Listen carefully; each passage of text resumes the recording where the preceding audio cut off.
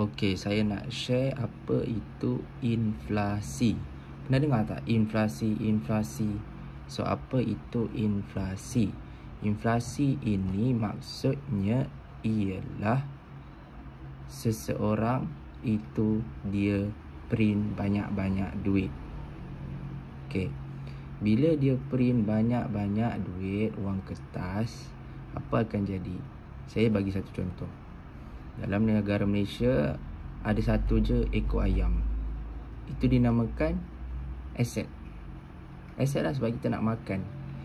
Tapi tak mungkinlah satu ayam je ada kat Malaysia. Ni contoh. Dan Bank Negara Malaysia dia pergi print duit.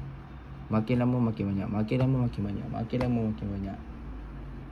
Jadi apa yang berlaku? Dulu mungkin dia print ada RM10 je kan? Dalam negara Malaysia ada RM10 dan ada satu ekor ayam. Mungkin satu ekor ayam harga dia RM1 waktu itu. Kita bagi contoh 2005. 10 tahun kemudian 2015, Bank Negara Malaysia pergi print lagi duit. Sampailah dari tadi RM10, sekarang dia jadi RM1,000.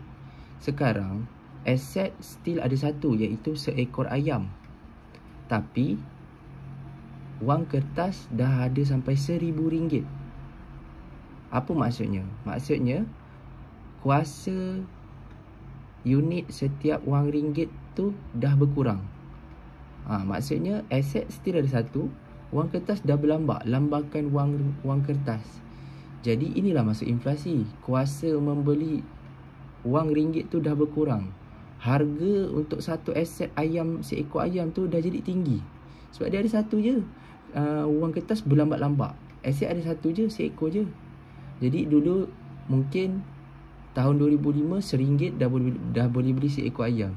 Tapi 2015 disebabkan dia print duit kan, aset ada satu je, mungkin satu tu dah berharga sampai RM500.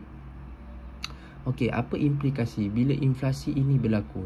Implikasinya apa? Orang yang miskin tetap akan miskin dan akan terus miskin, makin miskin, dan orang kaya akan terus tetap kaya. Sebab apa? Sebab bila dia print duit banyak-banyak, yang orang kaya ni, apa maksud orang kaya? Orang kaya ni adalah orang yang memiliki aset tersebut. Dia ada aset tersebut. Dia ada ayam, seekor ayam tu dia punya. Jadi yang kaya siapa? Dia lah, sebab dia yang ada aset tu. Duit semakin bertambah kepada aset tu. Makin banyak duit akan masuk ke aset tu sebab demand orang akan nak beli ayam tu. Semua orang nak kena makan, betul? Semua orang nak kena makan. Jadi dia akan duit tu akan transfer, akan bergerak ke siapa? Bergerak ke empunya aset tu lah, iaitu orang kaya tu. Sebab itulah orang kaya tu, kalau inflasi berlaku, bila kerajaan ataupun bank makin print duit, makin kaya lah orang yang ada aset. Makin kaya lah orang yang kaya, makin miskin lah orang yang miskin. Sebab apa? Orang yang miskin akan kena terus bekerja untuk mencari duit yang sama dengan gaji yang tetap setiap bulan. Jadi kalau orang miskin dia nak jadi kaya, dia kena memiliki aset tersebut.